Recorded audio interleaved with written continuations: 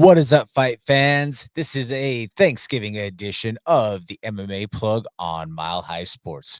I'm your host, Jordan Kurtz. You can give me a follow along online at Comments from the Peanut Gallery. We are going to run through a few of the events that happened over the last weekend, a couple of the headlines across the combat sports world as a whole. But first, want to give a shout out to our crew here at the Mile High Sports Network. You know, I Danny, I'm not sure. Is my audio picking up? I'm not getting anything over here. Okay, cool. Just making sure. But um, yeah, as a whole, collectively, we want to give a shout out to the entire crew here at the Mile High Sports Network. There are so many headlines across the board in the core four of sports right now. You have CSU and CU going bowling. The winter sports are kicking off as well for collegiate athletics. You have Bo Nix, who fears nothing. That was, I feel like, one of the most widespread images from around the league last week. Just that look, and I don't know. Every single week, I think more and more the Denver Broncos fans and faithful have more and more to be excited about as you see Bo Nix emerge within this role. But again, so you want to make sure that you check out all the rest of the programs and the content creators here with the Mile High Sports Network as they go through the rundown of all of the fall sports as they approach the postseason and the final run of this regular season, and now winter sports as they kick off with the Avalanche. And Nugs got waxed last night, but it was still a fun experience. Shout out to my cousin Kitty for getting the chance to go check out the game from a box suite and living that out for the first time ever, getting to see guys like Jamal Murray and Jokic and those guys play. So it was kind of cool to see that, cool to be a part of that atmosphere. So thank you very much for that. And again, just want to circle back and say, if you have the opportunity, check out everybody here on the Mile High Sports Network. Hit that like, share, and subscribe wherever possible. We only have a couple of events left on the year in 2024 for Colorado combative sports. We have an event that is coming up on December 7th at the Stampede. That is 5280 Muay Thai Fight Series. We are Colorado's only all Muay Thai exclusive promotion.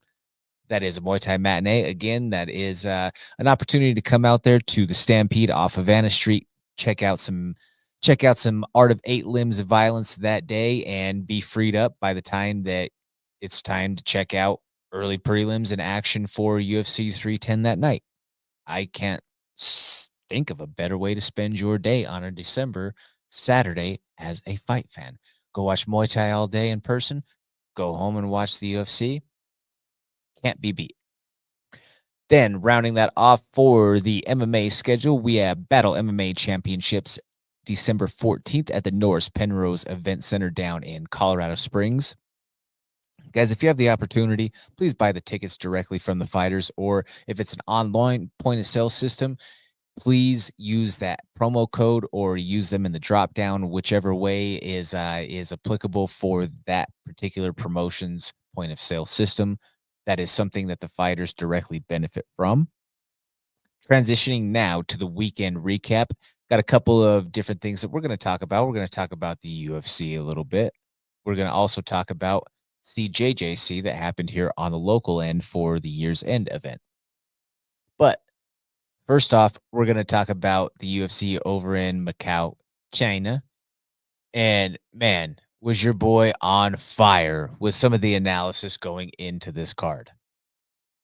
Even though Jan pretty much pitched a shutout, this was a tremendous fight between two of the absolutely most violently talented fighters to walk the planet right now today. They're both former champions for a reason in Petr Yan and Davison Figueiredo. This was a win where, again, we're starting to see the wheels turning and Jan getting his confidence back. And man, that is a scary little Siberian savage when he enters the matrix and starts to find that flow state. His trip series is just so beautiful. And again, this is a guy who has tasted gold before, lost a couple of fights, and then is now back on that climb. I mean, He's calling for Merab next. Merab is potentially asking for that rematch and them fighting and meeting again in that way.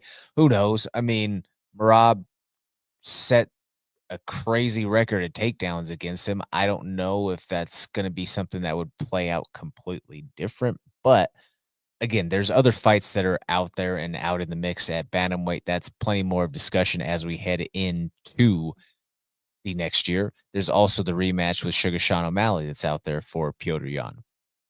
Davison Figueiredo, though, that's the first time he's tasted defeat at 135 pounds. But again, though, show that he is one of the tops of the top of that division. And he is a guy who I look forward to a considerable amount of matchup opportunities that could be presented for him in 2025. In another one, I told you that the Kung Fu King would look for opportunities to find his spinning kicks. Well, he added a highlight reel spinning kick to his already decorated resume.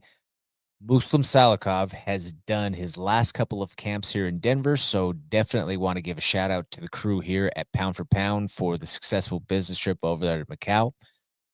In the Fernandez versus Kong fight, said that this was one to keep your eyes on for sure. There was a lot of back and forth action. I mean, some heavy bombs exchanged, and ultimately, Gabriel Fernandez said, "You want to bang? Okay, cool. Let's get down."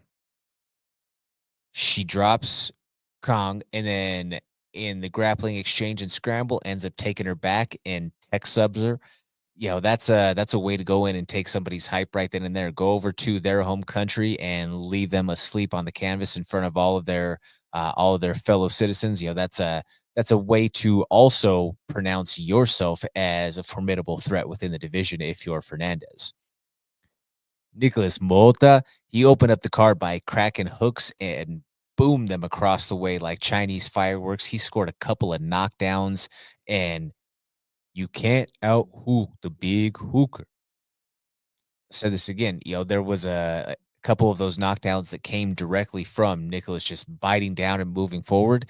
He's a kid who loves to fight. He has just crazy explosive hooks, and the way that sets up his switch kick is pretty impressive to watch. I know that all of the results haven't necessarily went his way in the UFC, but that's a big win for him, and he's looking to what 2025 has to offer for him as he approaches that next year. But if you want to talk about young prospects who are emerging and future superstars, Loner Kavanaugh is an absolute star in the making at 125 pounds. Former Cage Warriors champion, he basically, to the world outside of the hardcores who followed the regional scene and knew that he was a regional champion, he announced his presence with authority on the Contender Series this year against one of the hottest flyweight prospects that the United States had to offer in the labs, Antoine Ho. Ho was undefeated coming into the matchup, and they went out there and stood toe to toe, clashed, banged, and Loner Kavanaugh is fast. He is explosive, and his hands for that weight, they just separate people. And in this fight, yeah, he didn't get the finish, but he showed all of the flashes of a very highly talented kid who has tools to go on and do some bright things at 125 pounds. Yan Xiaonan in the co-main event was too stiff of a test for Baby Shark, but all things considered, if we're looking at this and if we're being completely fair, this was a 2 versus 10 differential, and that stood up. Yan is a former title challenger for a reason. I mean, it was definitely a fight where, when she fought Zhang Weili, got finished like 3 times within that fight, but completely different discussion. She was able to maintain her post and defend that top 3 position, stays at that number 2. Be interesting to see what's next for Tabitha. It's not like she went out there and had a poor showing of herself. So I look to see that she potentially gets another chance for a spot up in the rankings if that were to come up in one of these early cards a 5 because her activity level, if you look at it through the course of her UFC run, she stays fairly active. As long as she's healthy, she's in the mix and she's fighting. Wrapping up the road to UFC with a bang, you had Dr. Sleep announce her presence with authority. And Shi Ming, she won with a vicious head kick knockout. Guys, she's actually a doctor in real life. Her parents didn't even know that she's a fighter, which that's pretty crazy. And as it turns out, when she's out of patience, she just goes and creates them. Jokes aside, respect to her opponent, but that was a very impressive head kick knockout in a fight where she was certainly the smaller fighter in stature, but went out there and again captures a dream, announces her presence with authority to the world, and now we all know who Dr. Sleep is. She was kind of looking for a namesake, and they gave her that on the broadcast, and I think that that's one that, to me, it's going to stick.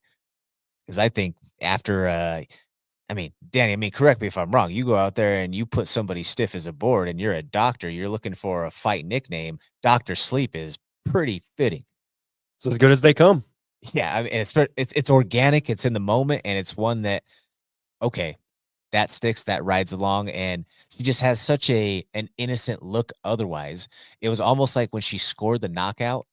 And I'll challenge you to go check out anybody to check out this highlight afterwards. She goes and scores a knockout, and she goes and almost has like that innocent look in the corner, like, I didn't do anything. Like the world didn't just see you just put this girl in the shadow realm. Like, yes, that was absolutely awesome. But moving along from the card, we're going to talk about a couple of more things. Like I say, from the weekend, we had CJJC 23 years end. This happened out at the Stampede. There was a great atmosphere out there. The local combat sports community here in Colorado is phenomenal. You know, the show of support that we get from the different camps that come out to the shows. It's almost like all of the different bannermen when you see the old time shows, or the sorting of the hats, or whatever you want to say, where there's the different camps all over the place flying their colors and supporting their teams respectively. But we had everyone from young kids getting after it, or teenagers, I should say, getting after it, all the way through UFC vets. And some of the finishes that we had were just, I mean, a variety all across the board. There was a plethora of different styles, modalities, and routes to victory. We had some that were finishes in the first round. We had some that went to overtime. We had some that finished all the way in the final second of OT.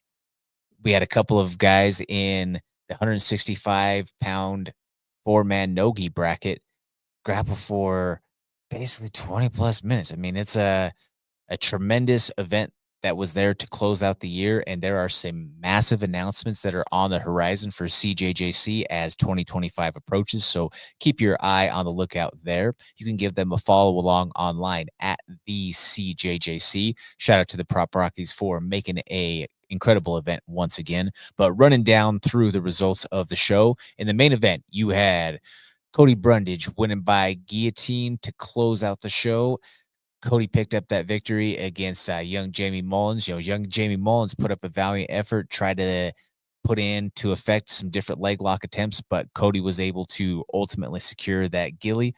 He's part of the Gilly Goose gang. Don't be silly, jump the Gilly. If he has the chance, he's definitely going to. We've seen it in his UFC career. We saw it right there at CJJC, and that locked up the finish for him. You had Grant Geisinger picking up the victory in the co-main event. Cody's wife, Bobby Brundage, who is also a UFC veteran, was a finalist in The Ultimate Fighter against Tatiana Suarez. Also has fought the likes of people like Mackenzie Dern in the mix. He won by victory, armbar in double overtime, the very last second of competition against Kenzie Kosel. Kenzie Kosel, though, is a very talented grappler in her own respective right. Put up a valiant battle back and forth with Bobby, and she is always active. I know that she said that she's looking forward to competing at, I believe it's No Geek Worlds here in the next few weeks. So Good luck to you, Kenzie. I know that you have big plans on the horizon for competition. Following that, you had Quentin Giner winning by face crank. Zach Lindsay wins the 4-man 165-pound bracket of this year's year-end event. Zach Lindsay is an athlete through and through. He was a collegiate running back. His brothers were both football players. One of them was a running back at CSU Pueblo. The other one, a lot of you Denver fans and faithful might kind of know who he is. His name was Philip Lindsay. But again, that's just the stock and the caliber of an athlete that he is, goes out there and has continued to round out his skill set as a martial artist post football career, has competed all across the board regularly in MMA, submission grappling, boxing, and has grown within a role of a coach at their gym over there at DCO MMA, and just a dude's dude, a tremendous guy. So congratulations to you, Zach Lindsay. Nothing but love for you, my man. Joshua Schroggenkost wins. That was a matchup that, to me, arguably match of the day. These were a couple of young kids who went back and forth over and over. Attacks were relentless. The counter game, the cat and mouse. But the way that Joshua Schroggenkost throughout the entirety of the match was able to almost be like a video game for Professor Matt Sierra was impressive to see a young kid who was able to be that coachable and to see exactly those same opportunities that his professor was seeing from the cage. So congratulations there. Lolo Grigio wins by rear naked choke and face crank. Lorenzo also has a Muay Thai fight coming up in a couple of weeks at 5280. So if you're a fan of Lorenzo's, go check him out there at the end of the year for 5280. Jamin Wonsky wins by rear naked choke in overtime. Jordan Davila got a win by heel hook. Zach Lindsay won in that first round, obviously for the 165-pound bracket. You had Anthony Delgado winning by armbar. Edgar Renteria won by mounted triangle. Charles Chavez wins by tech sub, rear naked choke.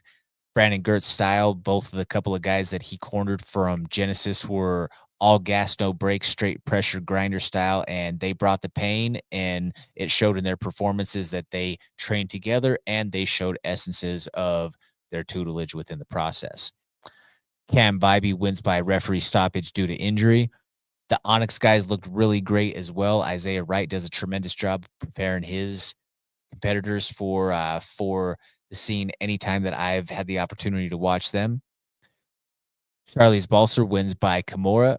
That was a couple of teenage ladies competing in the gi. I know that there were a few of the fans who were showing up to the show who reached out to me in advance that said that they were looking forward to a couple of those lady matchups that we had on the card, because they said that they were bringing their daughter, their niece, their whoever their relation was to them to the show because they want them to start training, and they were hoping that that would serve as kind of a catalyst for the interest for them to want to go get in the gym and start learning jiu-jitsu themselves. So I thought that that was cool to see that there were people who were actively trying to seek that for their young ones out there.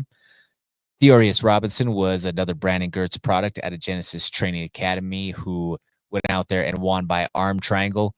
Again, all gas, no brakes type of finish, and was absolutely just diesel the entire time driving the pace forward in that matchup until he was able to, which is a common submission for a lot of wrestlers that get into. You get right to that arm triangle, and that was all it for him. Chris Burbine wins by rear naked choke in overtime. It was kind of a crazy turn of events for Chris Burbine, and got to give a shout out to his opponent as well. But Chris Burbine made the trip all the way out here from North Platte, Nebraska to compete on the card. And day of weigh-ins, his opponent no call, no shows. So on that short of notice, had to have somebody come in, fill in, and still gets after it, competes, goes out there, deals with the adversity, and finds a victory. Jacob Butler won by guillotine to open up the show at CJJC 23 Years End. Again, just want to give a shout out to all of the crew, all of the teams and the camps who helped prepare the athletes for the show over the weekend. all of the folks who purchased the pay-per-view, and again for the people who helped to put on the show and the Pop Rockies themselves. Tremendous matchmaking. It was an entertaining card. The people who were there had a tremendous time in attendance, and those who got to watch from home also had a great time seeing the action from there. I had a blast being able to call the show.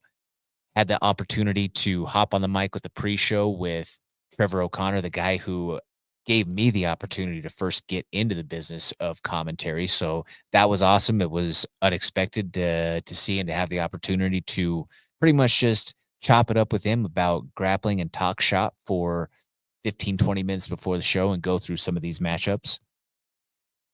On the call itself during the show, did a lot of talk time with Coach Pop Rocky himself, but also got to talk to Dylan Schulte, Brandon Gertz, as well as Super Jew Micah Haas. So getting to speak to a lot of these athletes and as well, got to also speak to Dana White Contender Series vet, Ultimate Fighter vet, and BKFC vet now, Cat Pop Rocky.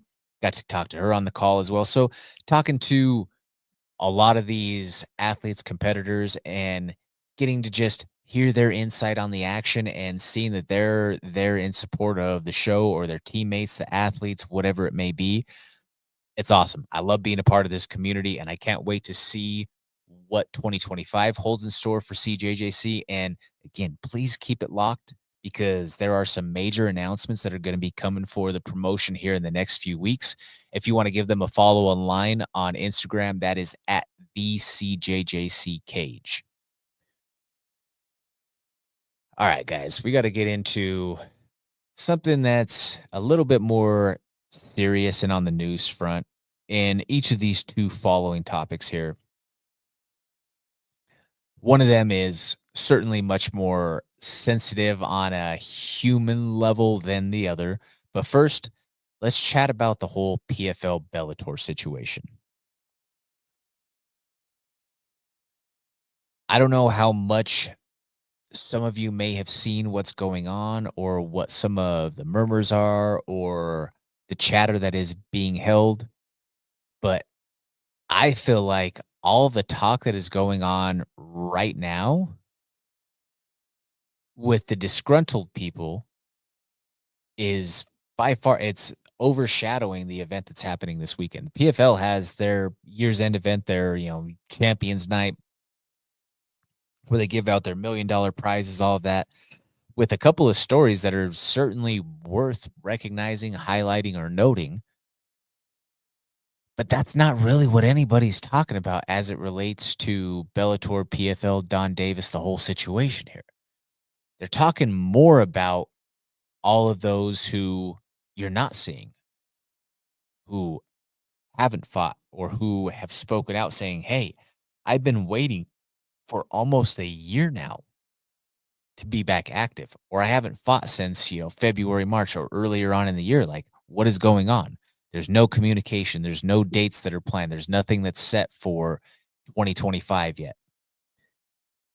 They start then giving the comparisons, and with some of them being involved with promotions themselves on the local to regional level, and then also just knowing the lay of the land of what is the situation in the status quo of the UFC, to where they're saying most of the UFC shows through Q1 and into some of the events of April have all at least been booked as far as having dates set. Dates, locations, venues, a lot of that is set. And a lot of those are starting to now fill up with matchups that maybe just haven't been publicly announced, but a lot of them are being actively booked and filled up. There's no talk of that for PFLator. Regional level shows are booked out at this stage into 2025. Nothing for their native major organization. That's definitely cause for concern for some of these guys and girls. Just as suspected, this acquisition has been disastrous for those who come from Bellator. and especially those with high-paying contracts, including multiple champions and former champions. Some of those that have spoken out include the likes of Cyborg, Patchy Mix, Corey Anderson, Sergio Pettis, Patricio Pitbull, Gegard Mousasi, Yaroslav Amislav.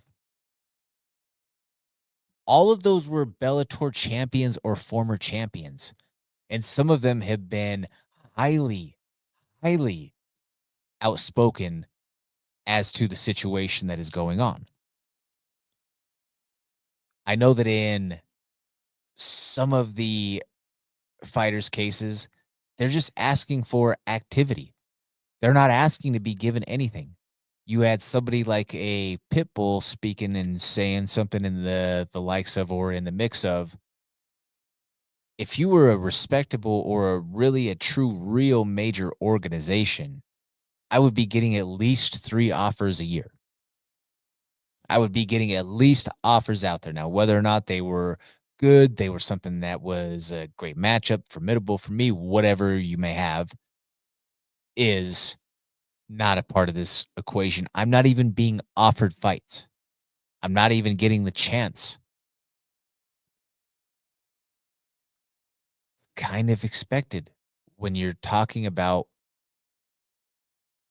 the financials of each of these organizations that then Bellator was acquired by PFL. Somebody like Corey Anderson, who was very outspoken against the UFC when he went to Bellator and about how well he was treated and how much he got paid and so on and so forth.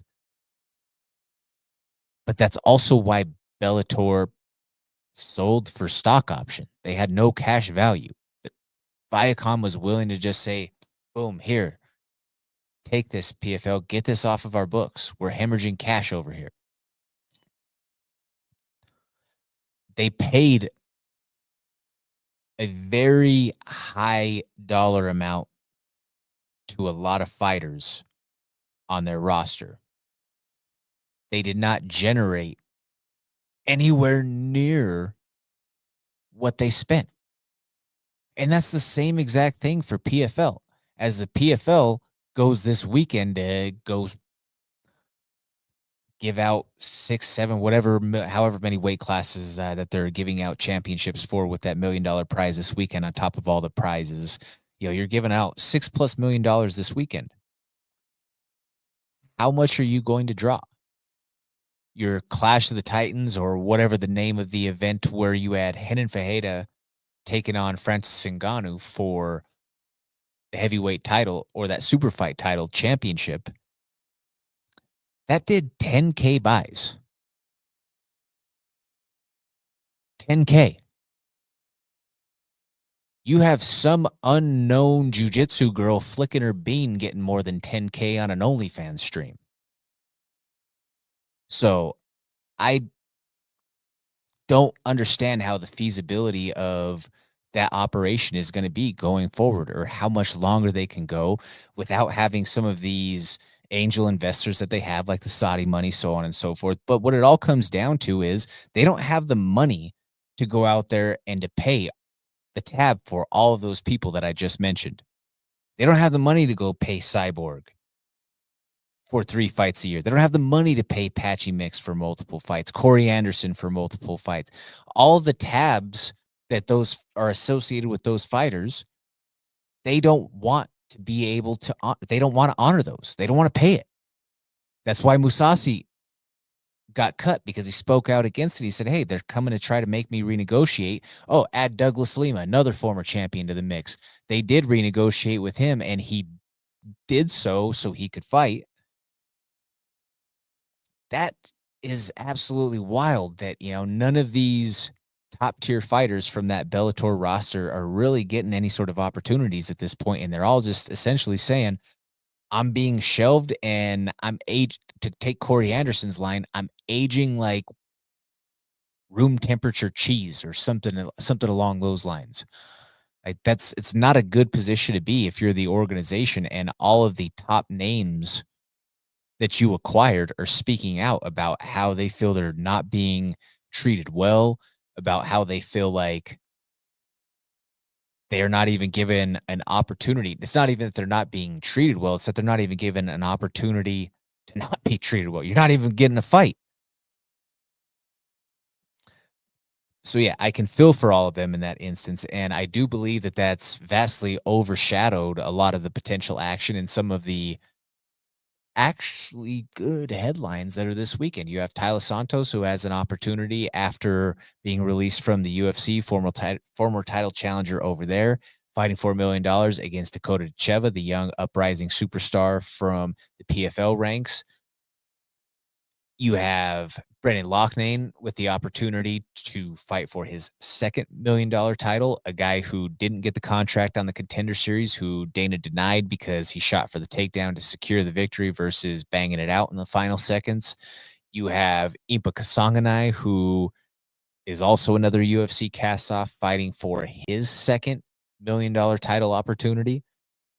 There's a lot of great stories that are there for the PFL card this weekend. But all of that, again, because of the uncertainty for the people who they acquired and the profile that they carry, the reach that their voice has, that's being overshadowed this weekend. And it's unfortunate for the fighters who are competing that the ineptitude of Don Davis and company has created this internal turmoil between those shared rosters, if you will. Now, this one, guys, we can't not talk about the Conor situation.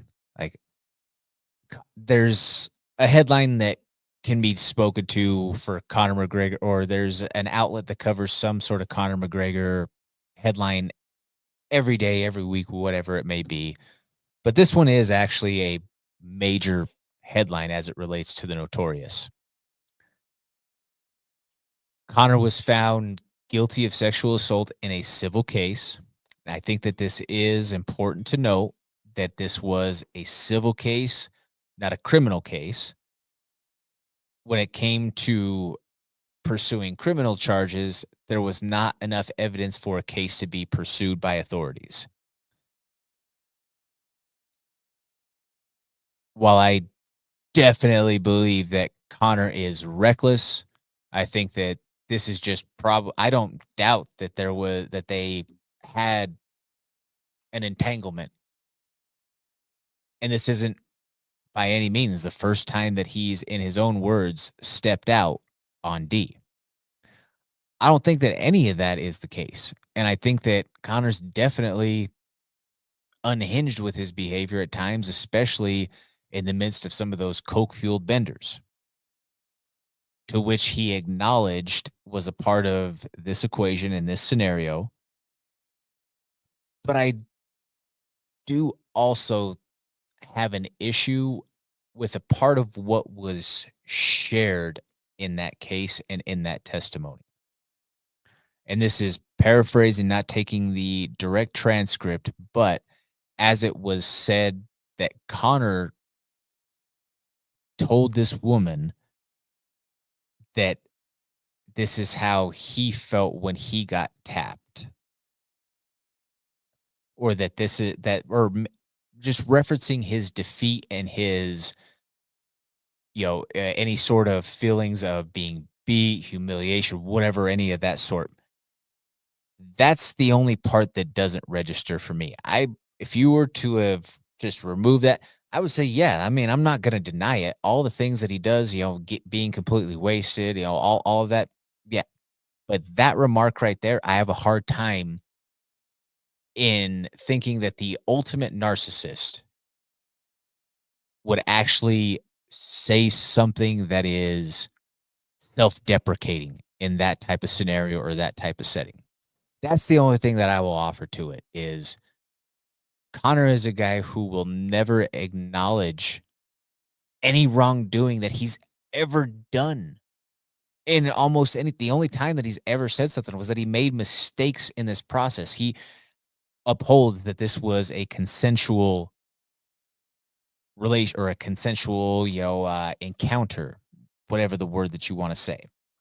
Conor maintains that this was consensual, but he does not deny that it happened.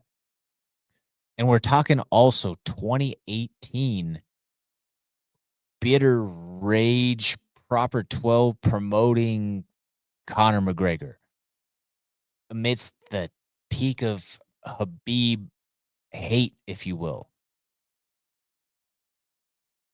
Do you think that guy is acknowledging that he got beat or that he got his ass whooped in any sort of situation? I mean, I'm just being honest, just putting it out there. And this is not to shy away from any of the wrongdoing or any of the harmed feelings that may have been had. I just don't buy that part of the testimony, plain and simple. As we round things out here, want to talk about something that is a passion project in the community here. We have the Guardian Project, which is Jiu-Jitsu for all. The mission for Guardian, a 501c3 nonprofit organization. This is committed to providing a free youth jiu-jitsu scholarship to underserved youth around the world. Guardian is a dedicated program that offers children year-round stability and consistency through the programs, focusing not just on their physical transformation, but also on fostering positive friendships, mentorship opportunities, and a secure environment during challenging times. By partnering with established and trustworthy academies, donors can trust that a minimum of 85% of their contributions directly fund the scholarships that they support. There are 391 underserved youth students that are currently fully sponsored within the 17 projects worldwide. Visit factoryxmuaythai.com to make your tax-deductible donation and help support a student in our community today. Guys, we're going to round out the hour by going 3 rounds. Got my man Danny Bailey behind the boards right here. First round, what do we have? All right, Jordan. So we've talked about this on the show before, but now it has been revealed that negotiations are underway for John Jones versus Tom Aspinall. Are you surprised? I'm not surprised, mother lover. So one of the quotes from inside one of the camps was that the UFC is trying to do anything that they can to possibly make this fight happen. I told you that John was doing what he had to do to up the ante for the negotiation. They are going to throw everything possible at John to try to make this fight. People can talk about, oh, he was being a duck, or John was willing to accept all of that public criticism and even troll you back by changing his profile picture to a duck with the championship belt around it in this process. And it's not something that's locked in. John has came out and said, hey, hopefully we can make something happen in 2025. And just saying, still essentially like, yeah, I'm listening. I'm interested, but still got to make it worth it. Still got to wet my beak and make me have enough of a taste so that I can walk away and fade off into the abyss. Whether or not that is something that happens, who knows? This is kind of the point in time where discussions went south with Francis Ngannou a few years back. But we'll see how that all plays out and what the continued narrative with Dana White and the UFC is as it relates to John Jones in this fight that they're trying to make with Tom Aspinall.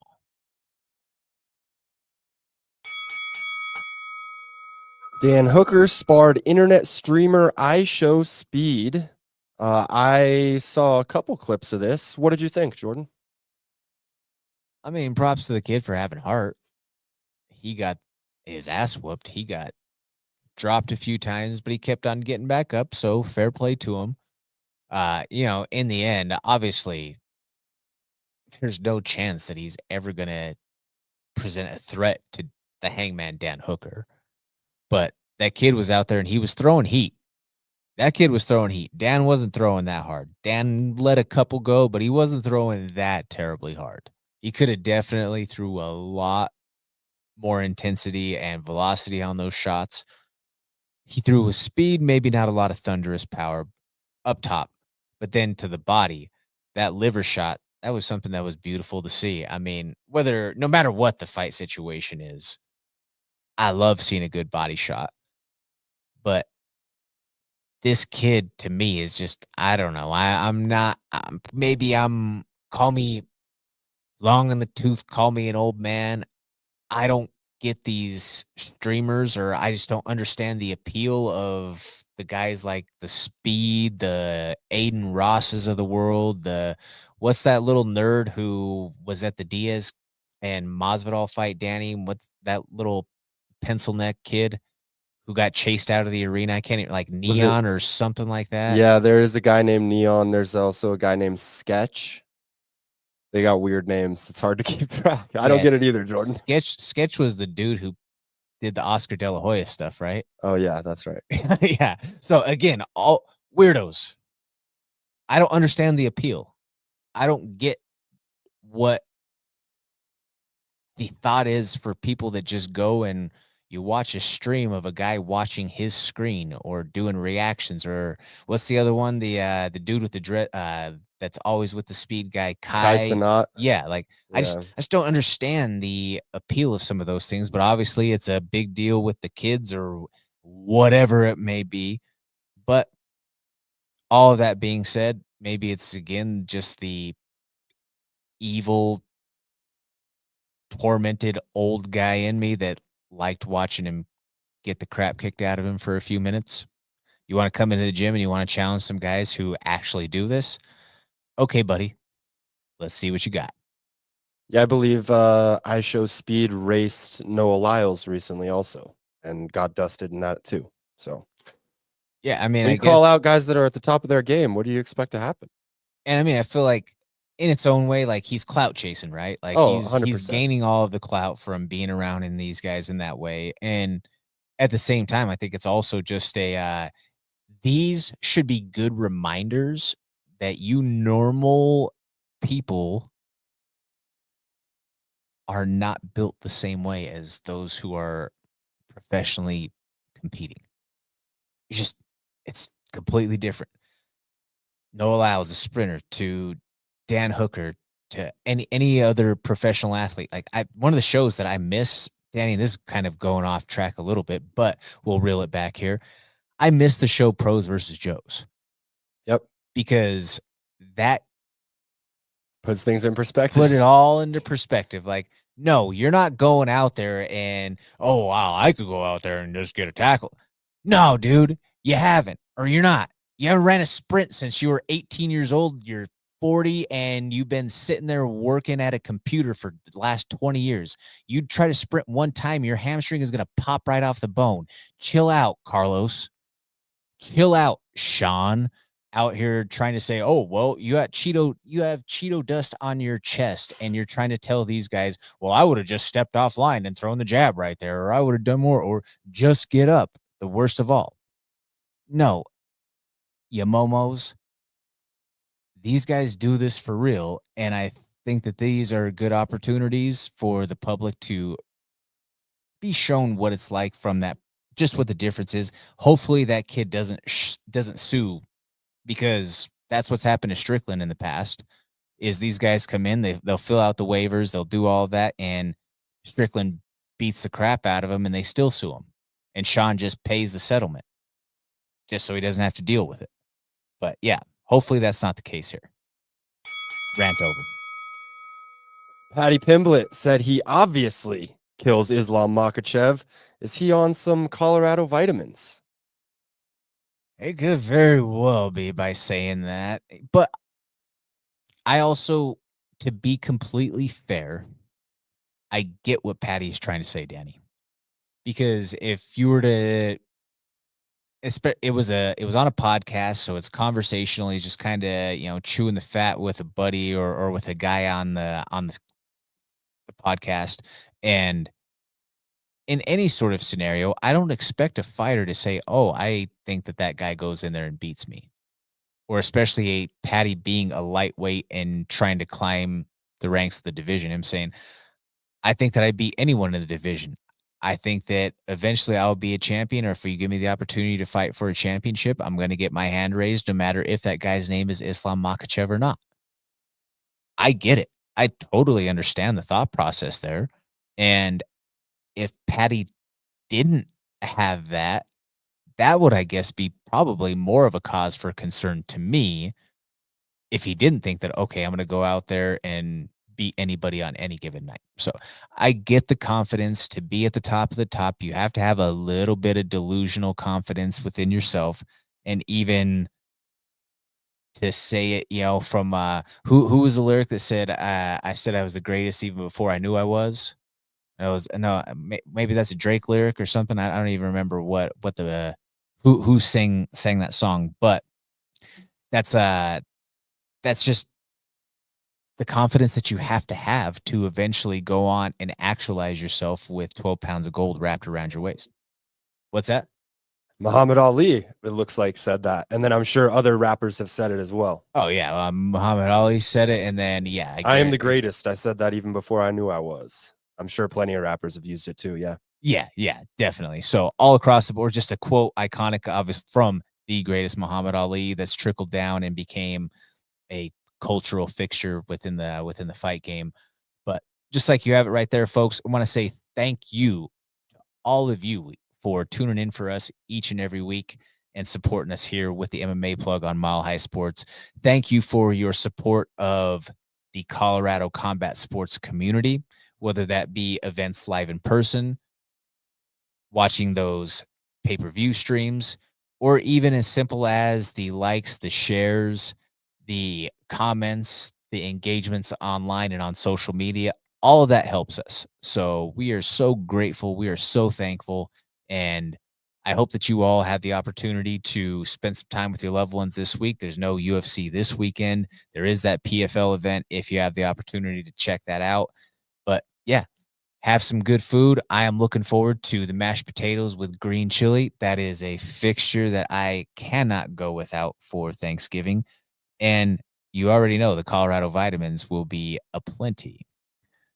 Stick around for the show next week, folks, or I should say next week, same time, same place. I'm Jordan Kurtz. Give me a follow along at Comments from the Peanut Gallery. This is the MMA Plug on Mile High Sports.